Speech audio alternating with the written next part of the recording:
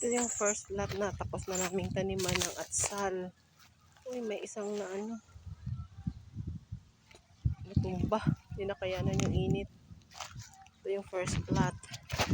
Yung second plot namin, mamaya-maya na namang hapon. Kasi mainit pa ngayon eh. Inuna na lang namin prepare yung mga butas at paglalagay ng mga abono. Tsaka organic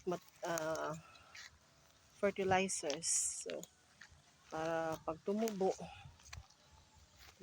matataba. Saka magaganda yung paging bunga niya. Yan, hindi basta-basta yung mag-farming pala. First time ko mag-farm ng ganito, gardening. Hirap. Naandyan lahat, pagod. Saka pananakit ng katawan. Ito yung pangatlo, prepared na din.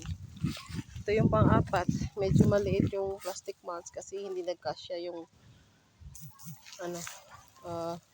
malalaking ng plastic mulch. Kaya dinaskartehan na lang namin na ganito kaliit. Tsaka medyo malalain lang yung agwat yung gagawin namin dito. Yan.